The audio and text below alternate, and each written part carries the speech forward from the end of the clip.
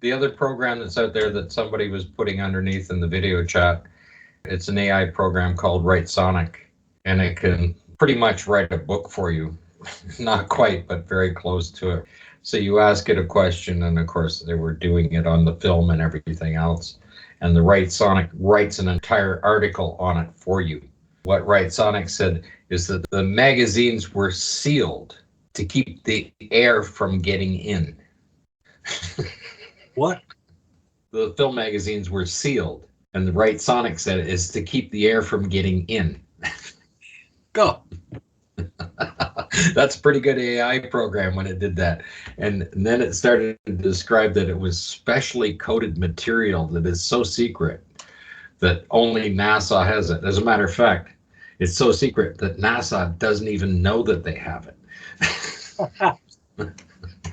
It's unbelievable, this Writesonic. It can make up stories. I mean, whatever information's out there, and it just writes it as an entire article for you. But to say that to stop the air from getting in. That doesn't make sense. When you're in a vacuum, where are you getting the air from? Good point. Yes. Going to get in there. But it was just hilarious to the one guy on the comments. He was asking Writesonic the questions, and then he copied and pasted the answers down, right? And he did it 2 or 3 different times on it, just to show that it's gathering this information and just writing these articles for you. We're living in a world of pure fantasy when you're allowing a computer to write an article for you, and the information that it's getting is whatever NASA puts out there. Yeah, it just searches the web like any search engine would. Comes up. It's not going to search what we do. No, that's the difference between humans and machines. Humans can think out of the box. Humans can behave in a very different way to machines. We can analyze it. Yeah, we do. Machines can't, at least not so much as you would expect them to be able to do. Well, the AI programs can search the internet very rapidly for whatever the projected norm is that the people want to sit out there, but it's restricted to whoever programs it where it's going to look. An AI program cannot analyze a photograph the way we can. That is the difference. It can tell you every pixel that's on there, analyze it that way. It can tell you every color that's on there, but we can look and see what is wrong in the photograph. So they're talking, hang on a minute, they're talking about covering the film with a special coating. Yes. That is so secret, NASA doesn't know anything about it. Well, it's hardly, I mean, goodness, come on. Like, if it's so secret, why would not Kodak have, first of all, developed it? Exactly. They're claiming NASA, of course, developed this coating. If Kodak is producing the film, they would have to know about this coating to put it on there, right? That's number one problem with the article. So if it's a patented coating, Kodak would have it. And of course, after the Apollo missions, they'd be using that. You'd be able to put your film from any camera up on the dash of your car on a hot sunny day, and it wouldn't bother it. You'd be able to go through airports without worrying about it or anything else, if it's this resistant for heat and everything else. I mean, I remember my father, when I was a kid, he'd put film in the glove box in the car on a hot day, right? And it ruined it in there. It would. It would. Heat does that. But it was in the glove box. I mean, you put it up on the dash. The coatings they claim, put it up on the dash. We're talking 250 degrees here, plus or minus. And also, when they say here, despite these precautions, some issues did arise during the Apollo missions. For example, the film in the Hasselblad cameras used on the moon's surface occasionally jammed or tore. But the astronauts were able to resolve these issues on site. Now, they got gloves on. How did they resolve it? They don't tell us that. It's all bloody magic, this stuff. So where are those magazines listed? Yeah. Overall, the technology available at the time allowed the film to survive the challenges of the hard vacuum. Oh, come on, guys, get real. That's not even a decent result. You don't explain how it was done. You can't coat a film against vacuum. If you coat it, it's presumably liquid, therefore it would outgas anyway. End of story. It's just repeating what NASA is saying in their PDF stuff. So all this program is doing is searching through for NASA's answers to these questions. But they're not getting any answers. I think we know more about the effects of vacuum, at least, than NASA does. Maybe they should ask us how to protect it. Well, maybe the AI program should have a look at the Alice site and read our article first. Oh no, wouldn't dare do that because it's not permitted to go to that sort of site. Therefore, they won't get decent answers. Therefore, it's complete fabrication. Therefore, it's all fiction. Yeah, well, it also doesn't go to Kodak's site for their historical for all of the designs of their film. Because if it's an AI program, it should be able to gather that information rapidly and give it back to you. It doesn't talk about Kodak anywhere in this, does it? No, it doesn't. It doesn't. But Kodak were very proud of their contribution to the Apollo program. They kept advertising it. Same with Hasselblad. You did read the part where it said the magazines were to keep the air from getting in. Yeah, I mean, that's ridiculous when you think about it. What air? Obviously, the AI program doesn't know anything about a vacuum, and obviously didn't know the actual environment that the film was claimed to be in if it's trying to keep the air from getting in.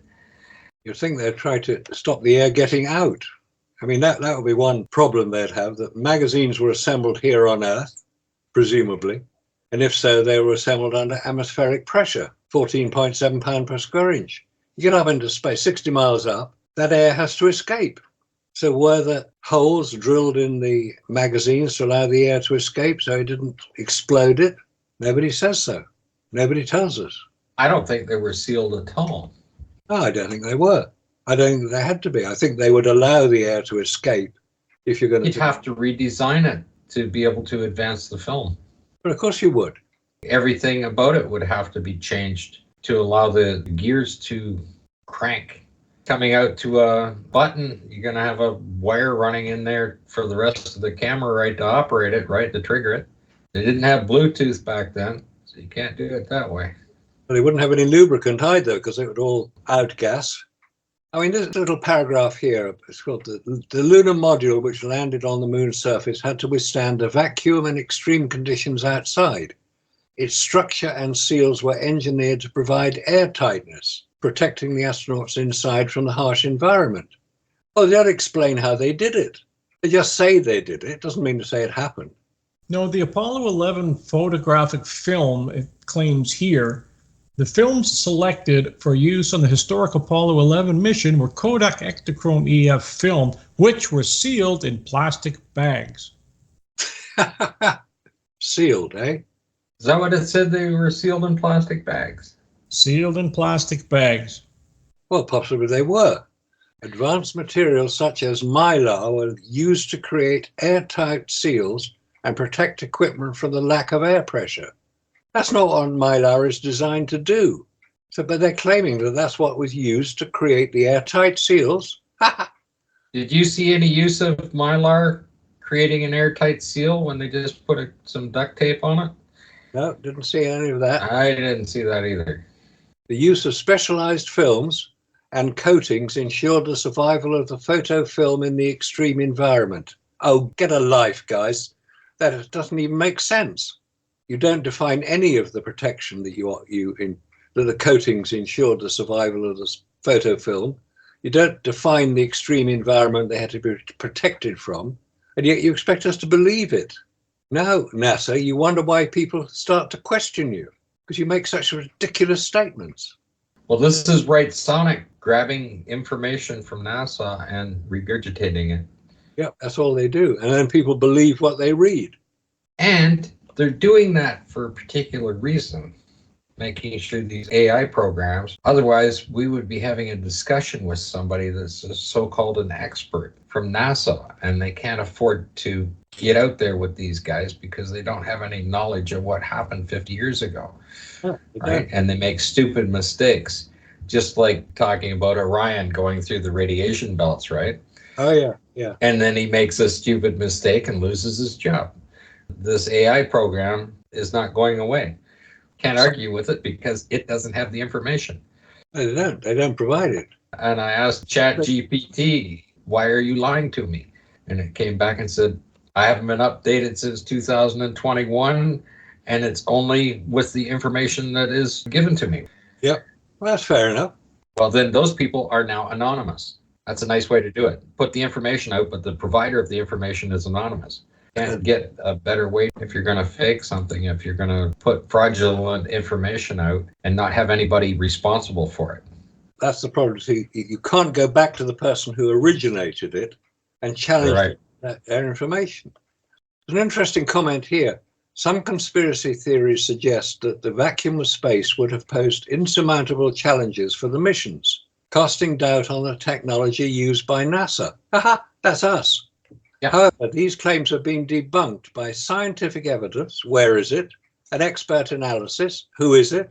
The technology available at the time was indeed capable of navigating the vacuum of space, as demonstrated by the successful completion of the Apollo missions. The photos, videos, and data collected from these missions provided undeniable proof of human presence on the moon. That's NASA's mission statement in a nutshell. That's all they had to do. They had to provide the photos, the videos, and the data. Yeah, but it's not a conspiracy theory. We're presenting factual evidence that does not work. And they can't produce now the material, or they're claiming that they do not have the material anymore that worked at that particular time. They knew there was a problem because we've looked to see what kind of testing that they did. It wasn't very They don't have any documentation showing that they had any success with it. And of course, we've also demonstrated what happens to the film as well. Yeah. And if they're just claiming that this is coding that is magically prepared. Yeah, you can't do that. And magically disappeared again. I mean, why wouldn't Kodak, if they developed a film that was so resilient to all of these temperature and radiation changes and other environmental changes on there, their film would be absolutely perfect. Yeah, and of course, this is ultra fine film. And they would be the ones developing it. They would hold the license to that. They would have it as a registered trademark for their own film. They would have their own name. That would be a Kodak whatever named, indestructible brand film. And they would dominate the market. And they'd license it to people like Agfa and Fuji and Ilford and all the other film manufacturers, so they could do it as well. Yeah, and then for the movie industry, look at the quality you would get. Because they wouldn't have any of these problems dealing with it. They wouldn't have problems handling it. They wouldn't have problems editing it or anything else when they're working in the movie industry, right? Look at all of the technology it takes just to handle the film.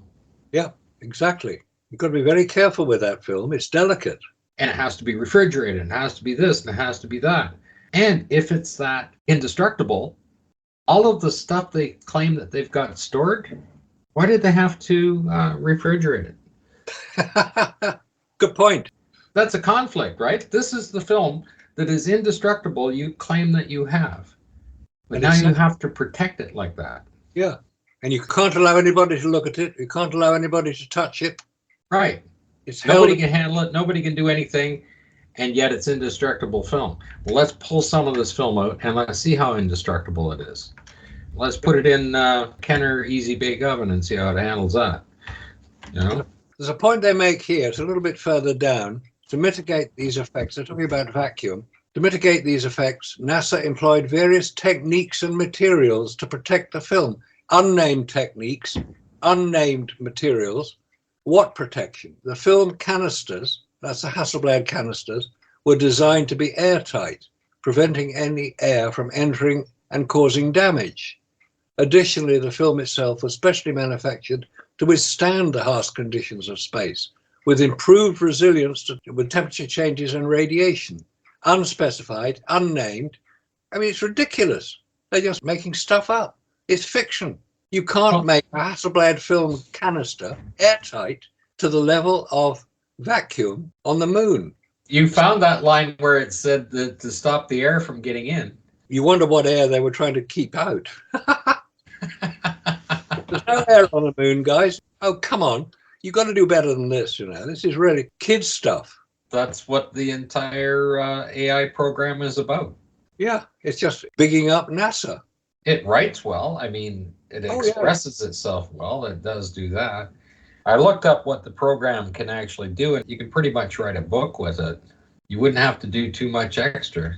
It's going to write every paragraph for you and well written at the same time. Incredible program. It's where it's getting its information from. Well, it's basically getting it from NASA's descriptions. I can recognize quite a few of the phrases that they use. The pressure bladder, this is talking about the spacesuit, the pressure bladder maintained a stable environment for the astronaut, providing oxygen and regulating temperature. No, it didn't provide oxygen. Came from a completely different source. Not the pressure bladder, for God's sake. They don't check what they write, these people, and they take it as gospel. When they're discussing the radiation, he's discussing the radiation, we're discussing the film, we've got articles, we've got videos, we've got everything else up. This program doesn't know we exist. So its reliability is zero, other than the fact that it can write a nice story. Now listen to this one. The Linear Energy Transfer Spectrometer, LETS, is a radiation sensor designed to study the lunar radiation environment. In particular, its objective is to measure the rate of incident radiation both from galactic cosmic rays and from solar events to provide information on the hazards posed to astronauts. This is a new probe that they're sending up here in the end of December. And that's all it's going to sit there and do is measure the cosmic radiation. Well, I thought that they did that back in the 60s, didn't they? When Armstrong went there, didn't they supposedly measure all this stuff? Didn't they leave all that equipment that's still working today? Isn't that what the Apollo missions are? Don't they claim that those sensors are still working today? Why do they need to send another one? This is called the Peregrine mission. Yes, they're going to send a probe just for the radiation now. That makes no sense, does it, if they did this 50 years ago? Exactly.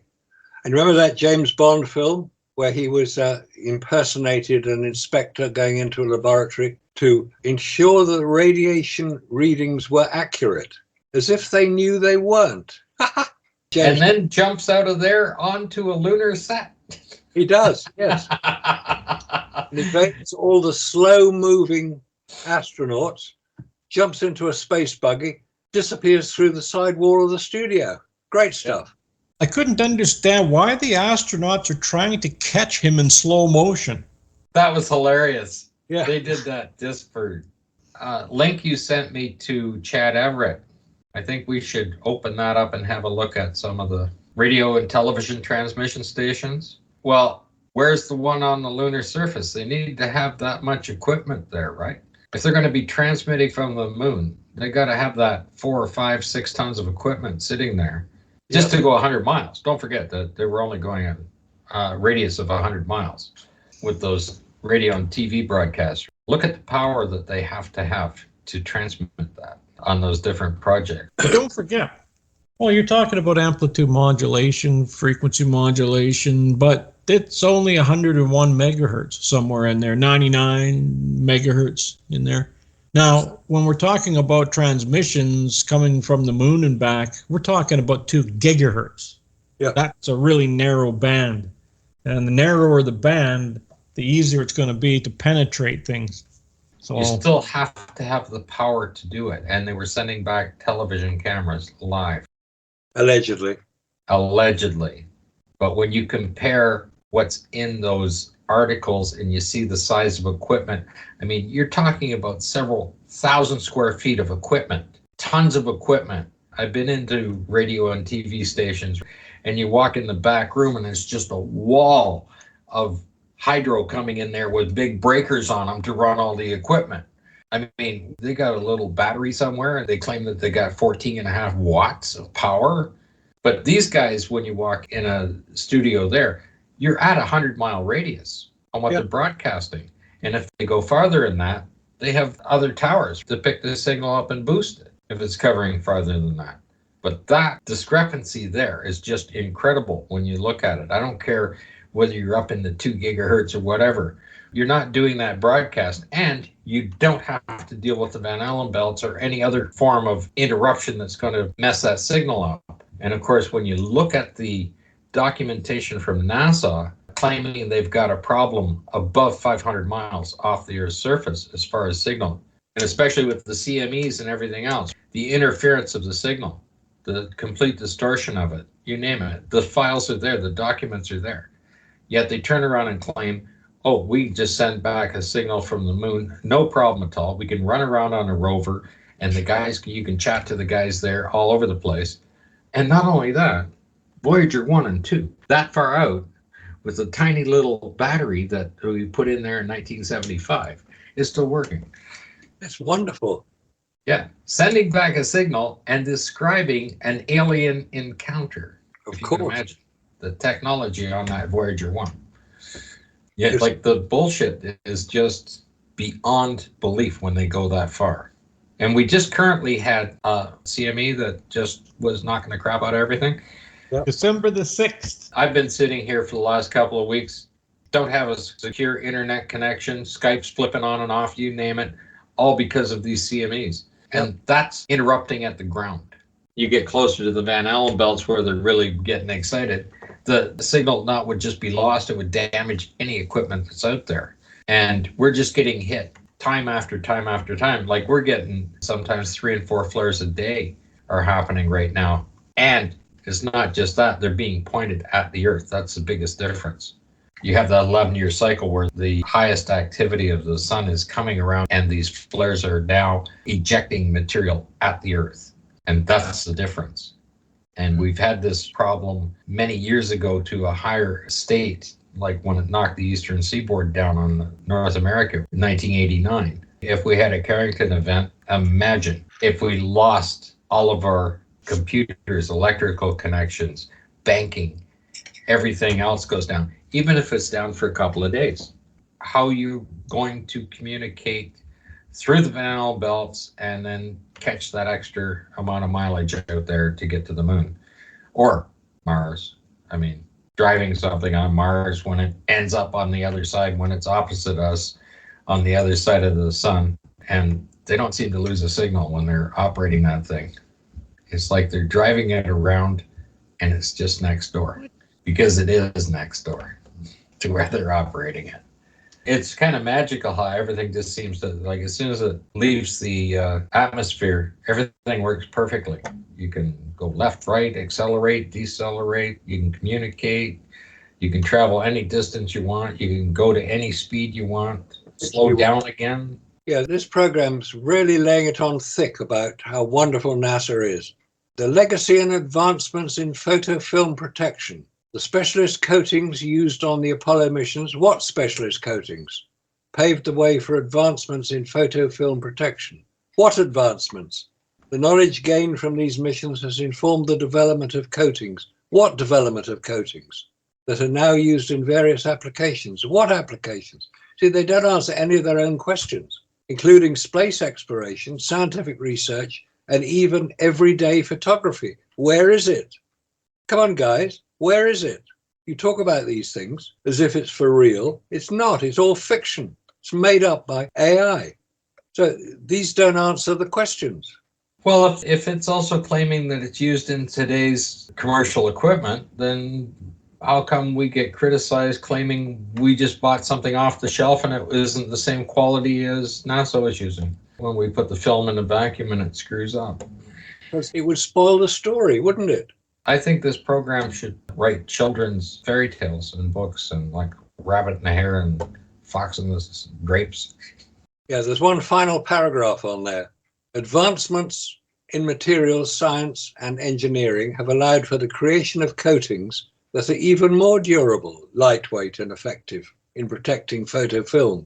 These coatings continue to evolve as technology advances, ensuring that the images captured in challenging environments are preserved for future generations. What a ridiculous paragraph. They're right about one thing. What's They're that? preserving it for future generations to keep pumping their bullshit into the next generation. And that's why they start at public school age children and take them out. That's why Phil Plait was going around for the 50th anniversary to all the public schools, putting on presentations. So you give him a nice title and the kids think he's the authority, and what comes out of his mouth is fact. And his whole purpose is to redirect children so that they will not listen and they will not study or question anything that comes out of anyone with authority's mouth. That's how you program children. You also start wars when you program children like that. When you really start to think about the impact of bringing up the next generation, what you pump down their throats when they're children, really sits in there and sets the next generation up for failure. Yeah, I mean, we spent years looking into this stuff, trying to find the answers to it. We have found some of the answers. There are some things which we've said maybe which are not as correct as they could have been, but we'll correct them. We don't mind admitting that we sometimes make mistakes, but we correct it. But people tend to jump on what we say. Doesn't change the results, though, does it? It doesn't change the results because the photographs are there for all to see. Right. You know, these magically protected films against radiation and vacuum. And we've demonstrated that these films are damaged in a vacuum. And now NASA are having to address it. And because they haven't done it in 50 years, because nobody's brought the subject up, because nobody knew enough to be able to do it, until I mentioned it about 5 years ago, having heard of the problems with the Hexagon spy satellite, that the film had to be kept under pressure. Not a big amount, a small amount of pressure, but they had to be kept under pressure. Or the film would be damaged by a vacuum. And that was late 60s.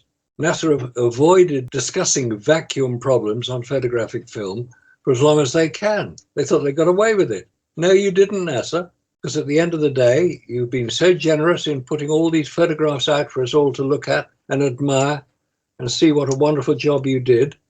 And then we ask a simple question. How were those photographs produced in a vacuum? And the answer is they weren't. They were produced here on Earth, probably at Cannon Air Force Base or Hangar 1 at Menlo Park. They weren't produced on the moon. A little bit of vacuum is great for preservation. Yep. But if you put too much vacuum, or if you have too much vacuum, now it starts to outgas. Yep. So again, it all depends on how much vacuum you have. I think the part of reducing, not a vacuum, but reducing the air pressure is because oxygen is quite active against pretty much any material and breaks it down. And if you want to preserve something, it's not really a vacuum. You're just reducing the amount of oxygen that's available to the surface.